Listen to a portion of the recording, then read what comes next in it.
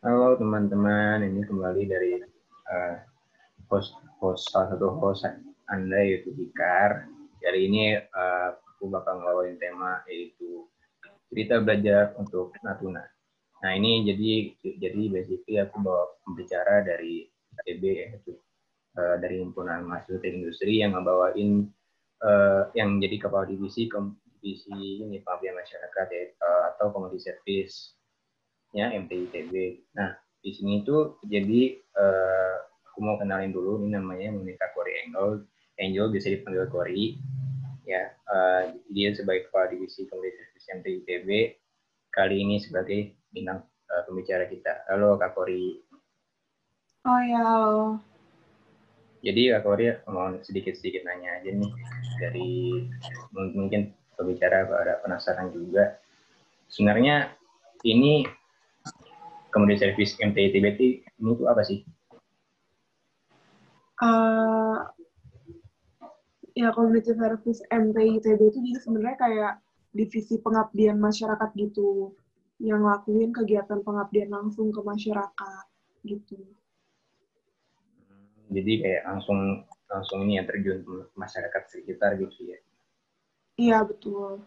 Nah, tapi kan biasanya kalau yang kayak biasanya kalau situasi kayak tahun lalu kan kalau di servis biasanya kayak langsung terjun ke masyarakat kayak sekitar gitu-gitu. Mm-mm. Nah, kali ini dengan adanya pandemi kayak gini nih, jadi gimana sih cara kerja Komsat MTI ini kalau dihalangi kayak pandemi kayak gini kan biasanya udah menghalangi semua program yang harus direncanain kayak gini, jadi malah kayak gini.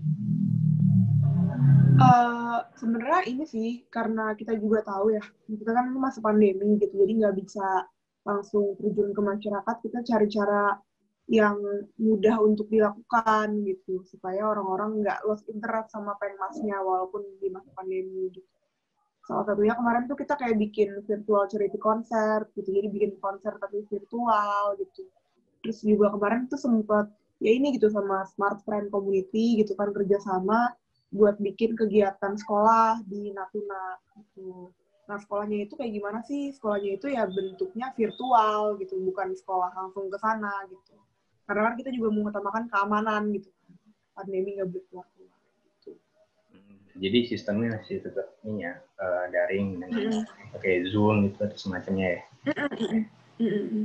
Berarti maksudnya dalam program kerja yang mana ya? Berarti ini namanya MT yang ini ya, apa sih namanya? Tadi MTAA ya. Iya, jadi sebenarnya harusnya tuh MTI, AA-nya MTI itu tuh sebenarnya kepanjangan dari MTI adik asuh gitu. Nah, gunanya apa? Sebenarnya kita pengen ngajar anak-anak SD gitu, biasanya di sekre kita. Cuma karena kondisi berubah gitu kan, jadi kita juga harus merubah isi prokernya. Kayaknya agak sulit ya untuk ngontrol anak-anak lewat Zoom gitu, unless kita beneran emang guru sekolah yang emang profesional di bidangnya gitu. Makanya kita milih targetnya yang lebih bisa setara lah sama kita gitu, dari cara berbicara gitu, cara mikir gitu. Makanya kita pilih anak SMA gitu. Jadi kita bawain materi yang sekiranya cocok sama mereka dan bisa disampaikan lewat Zoom meeting. Zoom meeting ya. Ini berarti mengajar ya. Nah, kalau boleh tahu nih yang diajarin itu sebenarnya apa ya? Apa aja sih kalau ke para anak-anak di Natuna?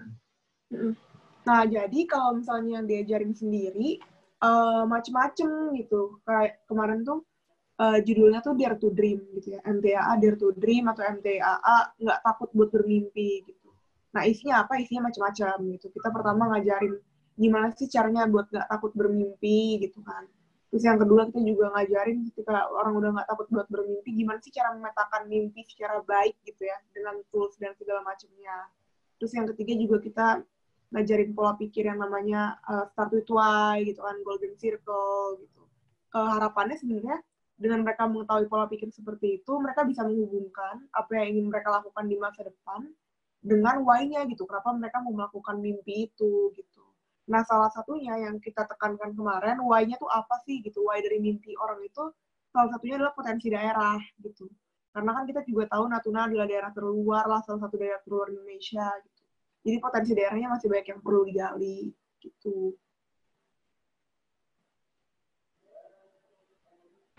Jadi yang diajarin tuh sebenarnya lebih ke motivasi untuk ini apa untuk bisa Iya, belajar. betul. Nah, kenapa kalau biasanya mungkin penonton mungkin pada ini ya pada penasaran gitu. Kenapa yang diajarin itu lebih ke basicnya sih? Kenapa nggak langsung terjun ke tematiknya aja? Diajarin matematika, diajarin fisika atau semacamnya. Mungkin stigma orang-orang berpikir kayak oh matematika kan biasanya pinter-pinter, kenapa langsung dikasih, kenapa nggak diajarin aja tuh kayak integral gitu segala macam. Itu sih mungkin yang ditanyakan. Ya, jadi sebenarnya ini sih, kita juga mikirnya sesuatu yang emang lebih mudah aja untuk kita lakukan bersama dalam waktu singkat gitu.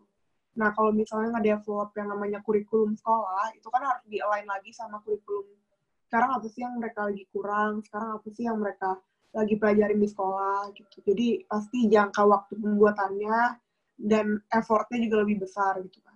Kita juga nggak tahu sebenarnya kondisi mereka di sana kayak gimana gitu in terms of sekolah gitu, apakah mereka kurang di matematikanya kah atau di fisikanya, dan kalau kurang pun kurangnya di mananya gitu, seperti apa gitu kan, kita nggak bisa nangkep orang tuh bisa atau enggak dari Zoom gitu. Bahkan kan di kampus aja susah gitu kan dosen tahu mahasiswanya ngerti atau enggak, karena ya cuma bisa nyuruh on cam, nyuruh on mic gitu kan, nggak kelihatan gitu orang tuh beneran bisa atau enggak, susah gitu. Jadi lebih ke kita ngasih info yang memang esensial untuk mereka, karena mereka kan tahun depan kuliah, ya kan, dan kalau mereka belum tahu mimpi mereka mau kemana, mereka mau ngapain, kan mereka bakal susah ambil kuliah gitu.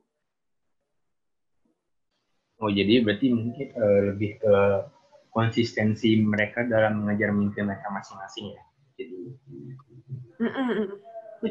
Jadi tujuan MTA itu bukan tentang mengajar ke bagaimana cara lulus ujian nasional semacamnya, Fred. Jadi tujuan utama diajak MTA ini guna untuk menjaga anak-anak itu supaya tetap dapat meraih, mereka masa agar tetap dapat meraih mimpi mereka masing-masing gitu loh, Fred. Jadi lebih ke motivasi gitu ya. Nah kalau boleh tahu nih, ini anak-anak di Natuna ini mereka tuh kayak gimana sih anak-anaknya? Ya, sebenarnya yang aku juga ngerasa bersyukur gitu ya pernah mengadakan acara ini, karena mereka ngasih inspirasi banget sih buat kita gitu. Dulu aku di umur mereka nggak pernah punya pikiran untuk punya mimpi ngebangun daerah gitu, dan beberapa dari mereka udah punya mimpi besar untuk ngebangun daerah sendiri, itu yang aku lihat. Terus yang nomor 2, mereka juga mungkin karena deket sama mereka masalahnya, mereka juga tahu gitu masalah-masalah apa yang terjadi di daerah mereka sendiri dan di aspek mana mereka mau memperbaikinya gitu. Kayak kemarin tuh mereka cerita misalnya Natuna ini daerah-daerah wisata sebenarnya harusnya, karena pantainya banyak banget dan cantik banget, cuma sama pemerintah sistem transportasinya belum diperbaiki, jadi orang tuh mager untuk sampai ke sana kalau sistem transportasinya masih jelek, misalnya kayak gitu. Jadi hal-hal yang aku kira harusnya anak SMA tuh belum tahu gitu ya, tapi ternyata udah tahu gitu, dan itu cukup membuat kaget.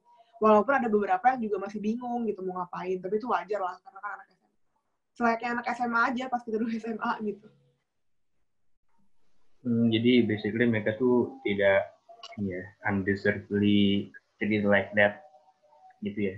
Jadi kayak sebenarnya mereka tuh bisa meraih potensi yang mereka mau, tapi lingkungan mereka tuh tidak memadai mereka gitu ya. Tempatnya. Sebenarnya kalau misalnya bilang nggak memadai, kayak memadai sih memadai, cuma mungkin mereka kurang terekspos aja sama pola pikir yang lebih rapi gitu kan. Karena kan kita di ilmuwan TI juga ngajarin hal-hal kayak ya gitu lah, misalnya yang memetakan sesuatu gitu kan.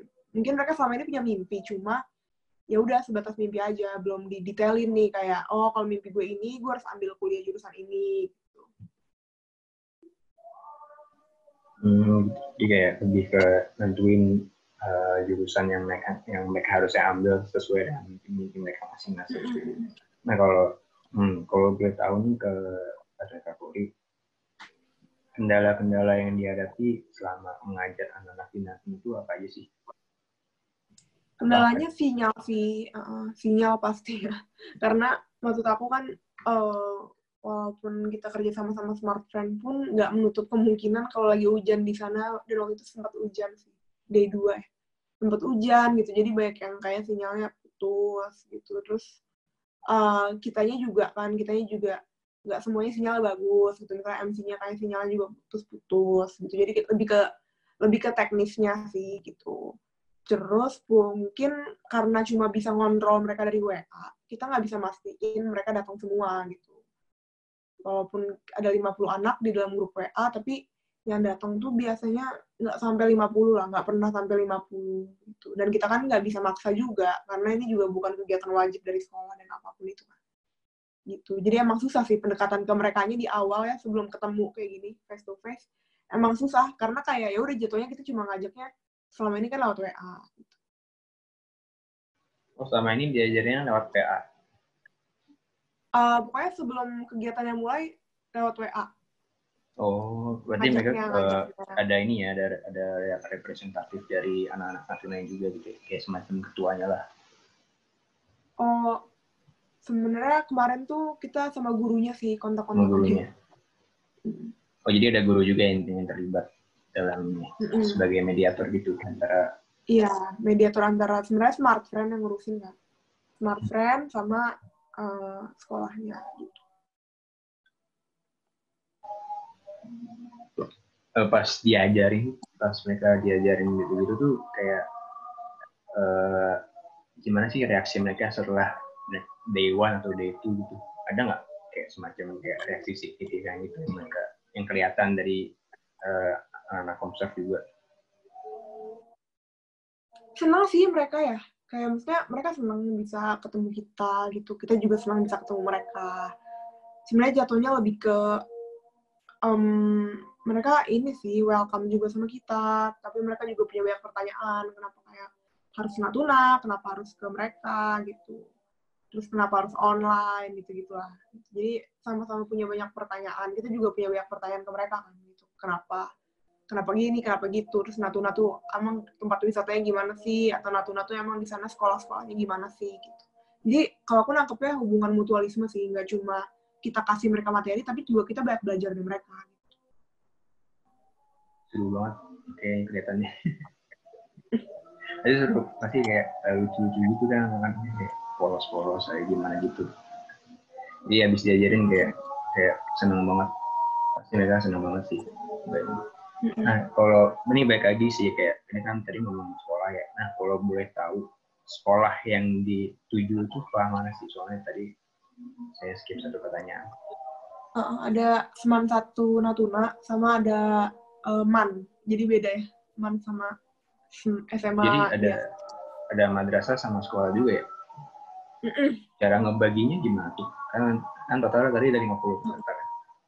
Iya, kita sebenarnya itu parsial sih, kayak sama sih gitu ya, kayak kuotanya gitu kan, setengah-setengah, terus habis itu disatuin dalam satu grup yang sama gitu. Makanya sebenarnya pas Zoom meetingnya sempat ada apa ya, kelas lah, bukan kelas ya, biasa anak SMA kan, gimana sih ketemu sama lain gitu kan, agak chaos dikit, agak ribut dikit, terus tapi ya nggak apa-apa, namanya juga belum kenalan kan gitu.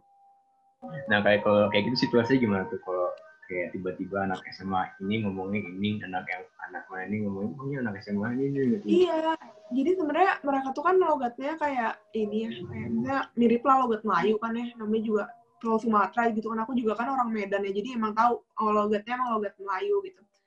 Terus mungkin ini kali kayak salah baca ya, karena kan kalau di Zoom kan ngomongnya lewat chat, jadi orang tuh kan bingung nadanya tuh apa sih, marah nggak gitu kan. Jadi sempet miskom lah beberapa kali gitu, terus mereka berantem sendiri di chat, paling kita yang tenang-tenangin gitu. Kayak gitu. Ini ya, jadi saya semacam culture shock juga buat yang ngurusin MTA juga ya. Jadi kayak bingung Iya, bukan gitu. culture shock sih, lebih ke ini, soalnya kita juga tahu kan, kayak kalau misalnya lewat Zoom atau lewat apa kan kita nggak bisa, maksudnya kalau lagi ada pembicara kan cuma bisa ngobrol di chat. Jadi di chat juga kan nggak kelihatan dengan baik gitu loh, apa yang lo coba sampein gitu. Karena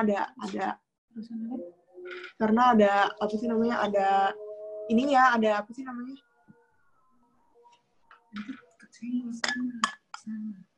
Lagi recording.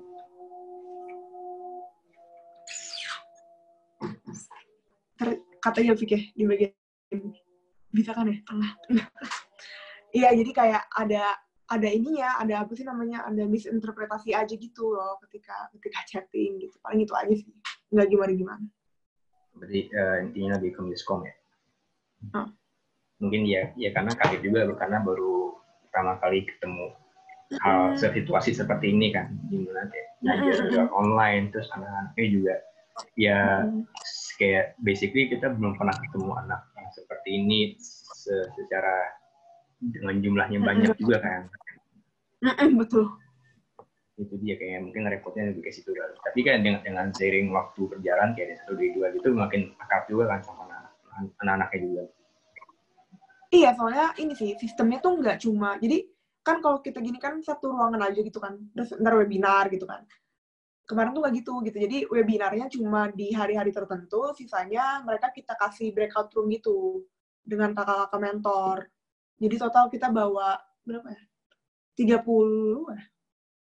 30 ya? Gue lupa deh jumlah spesifiknya, cuma kita bawa segituan lah orang gitu dari MTI-nya, terus kita bagi jadi beberapa kelompok. Satu kelompok ada 3 kakak. Nah, di situ di satu breakout room ada 3 kakak dan 5 anak gitu. Idealnya seperti itu. Berarti 3 kakak 5 orang ya untuk ngajar 5 orang ya. 10. Nah, iya kan biasanya kalau di antara kelompok-kelompok itu pasti ada satu yang super bawel, ada satu yang super diem. Nah, itu cara menghandle yang kayak gitu gimana? Sebenarnya ini sih lebih ke ada satu yang kayak misalnya cuma off cam sama off mic gitu kan. Jadi juga bingung kita kan gimana ini gitu. Terus dia misalnya kan kayak gitu cuma bukan karena dia nggak mau, cuma karena sinyalnya lagi jelek atau lagi di luar kan. Kok gitu kita nggak bisa maksa juga kan. Lagi ini kan kegiatan tambahan. Jadi ya coba dijalanin aja sih sesuai apa sih namanya, sesuai yang kita bisa gitu ya, kita bisa. Karena nggak semua orang mau open cam dan open mic kan, dan bisa juga. Terus mungkin ini sih lebih ke pendekatan aja. Jadi si kakak-kakaknya ini udah kita bekali dengan modul gitu. Jadi modul dan tor apa aja harus diomongin gitu. Terus apa aja yang harus diisi, apa yang harus ditanya, ice breaking-nya tuh enaknya gimana sih gitu. Kita udah ngasih mereka waktu lah buat mendiskusikan hal itu kakak-kakaknya. Jadi sebisa mungkin kakak-kakaknya ada pertanyaan-pertanyaan yang memang bersifat mendekatkan dan nggak mungkin ditanyain ke satu orang doang. Kayak gitu Jadi sih. kakak asuhnya dibuat harus kayak seaktif mungkin nanya-nanya ke anak-anaknya gitu ya. Dan pertanyaan udah ada di sebelum mereka masuk ke breakout room itu, udah dicatat ke kakak-kakaknya. Memang itu sih menjadi salah satu cara yang efektif yang belum saya kayak misalnya ketemu sama anak yang mungkin jarang ngomong atau mau minjem aja gitu ya mau nggak mau kita yang harus deketin gitu. Kita kayak nggak bisa gitu guys, kalau misalnya dia maunya dia akan kita nungguin dia deketin kita kan mungkin tidak akan kejadian juga gitu.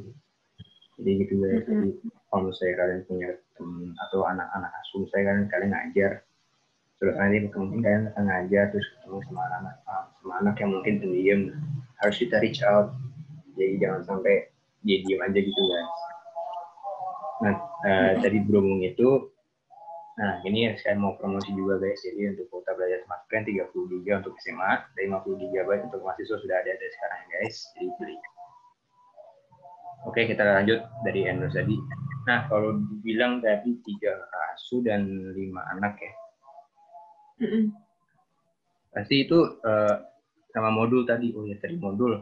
Nah, itu tuh modul maksudnya cara tahu hari ini ngajarin apa sama hari itu ngajarin apa tuh gimana ya? Ya itu yang tadi aku bilang ya. Maksudnya kita bikin roadmap-nya dulu di awal gitu, kayak kan judulnya Dare to Dream gitu kan, berani untuk bermimpi gitu. Sebenarnya output yang mau kita capai di akhir itu apa gitu, dan outputnya adalah kita pengen anak-anaknya ini bisa memetakan mimpi mereka dan tahu action step-nya gitu untuk mencapai mimpi itu berdasarkan potensi daerah mereka. Jadi kita susun materinya dulu gitu, sesuai yang kita mau kan, sesuai roadmap yang kita mau, baru penunjang-penunjangnya kita masukkan dalam bentuk modul. Maksudnya penunjang tuh apa? Hal yang memang harus dikerjakan by tertulis gitu supaya ngerti. Kayak misalnya gini, ada materi tentang golden circle kan. Itu kan memetakan dengan why, how, what gitu. Kayaknya enak deh kalau kita kasih modul supaya mereka ngerti gitu gimana sih cara memetakan mimpi dengan why, how, what gitu. Itu kan sesuatu yang harus dipraktikkan gitu. Jadi yang dimasukin ke modul tuh hal-hal yang emang harus dipraktikkan gitu. Memanfaatkan berbagai macam tools gitu ya untuk menaruh motivasi yang secara tertulis supaya mereka juga tahu gitu, dengan jelas dan pasti motivasi mereka apa yang mereka lakukan ke depannya gitu. Betul. Bagus banget ini, keren banget, MTA terbaik ya. Semoga ini mau nanya juga nih, mungkin ada yang penasaran juga, ini kegiatan MTA ini berlangsung berapa lama ya? Sebenarnya kalau misalnya ngomongin kepanitiaannya ya, kayak misalnya selama apa sih kita bikin acaranya, itu kurang lebih 1,5 bulan gitu ya, agak ngebut. Terus kalau misalnya bikin acaranya sendiri di sananya berapa kali, itu selama span waktu 2 minggu, 4 kali. Jadi setiap Sabtu dan Minggu gitu. Dari jam 9 biasanya sampai jam 12 gitu kan. Ini keren banget sih guys. Jadi bisa nyusun modul dalam waktu 1,5 bulan itu nggak gampang by the way. Dengan bisa ngebut kayak gini, keren banget sih konsep utama MTA ini, keren banget sih guys. Dan 4 kali itu 1 minggu per minggu ya? 4 kali tuh ya, jadi dua kali dalam 1 minggu di setiap weekend. Dan berlangsung dari jam 9 sampai jam 12. Iya, sekali running 9 sampai 12. Keren banget sih. Oke, ini kayak lebih ke template ini ya. Gimana sih kesan dan pesan Kak Kori setelah menjalani program MTA ini? Kesan dan pesan sebenarnya ini banget sih, kayak senengnya bisa berbagi, cuma lebih ke senang juga bisa dapat kesempatan ini, karena menurut aku pribadi bukan mereka doang gitu loh yang harusnya ngerasa beruntung, tapi kita sih yang harusnya lebih ngerasa beruntung ketemu mereka gitu, karena menurut aku banyak lah yang bisa dipelajari dari Natuna gitu, nggak cuma orangnya, cuma daerahnya gitu maksud aku gitu.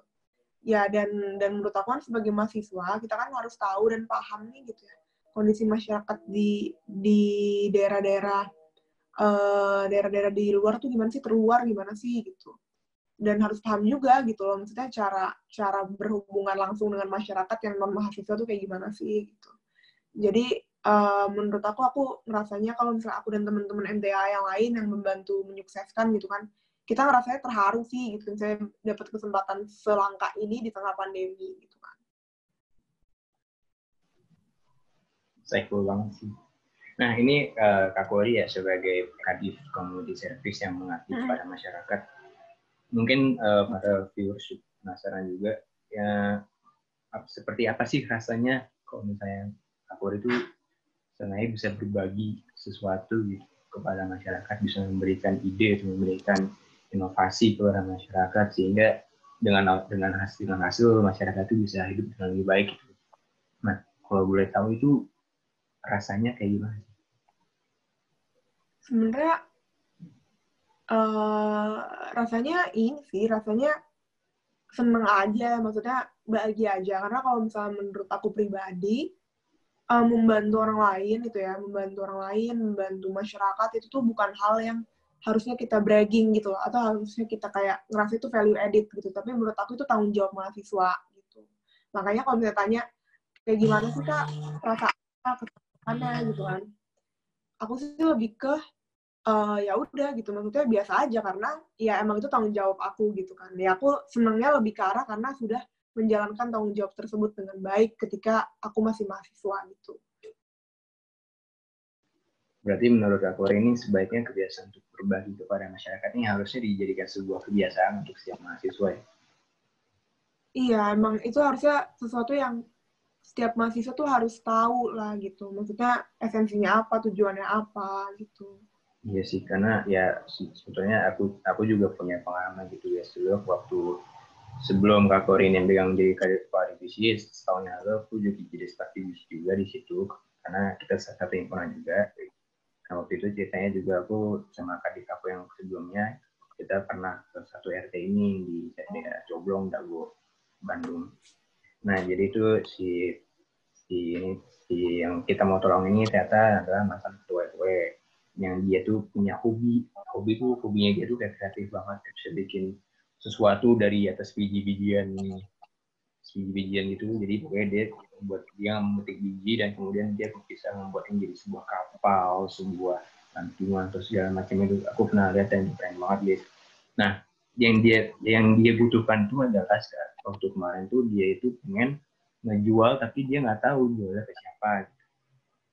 Nah, dari situlah muncul ide kalau gimana kalau kita sebagai mahasiswa ngebantu mantan ketua RW ini agar produk hasil biji-bijian itu bisa dijual dengan menguntungkan maksimum gitu. Pokoknya semacam itu sih. Dan itu juga aku juga bisa senang banget bisa berbagi gitu sih sama bapaknya dulu. Bapaknya kayak juga baik banget, mau bersedia menerima input apapun itu dari kita, dan kita ngasih ide-ide kita.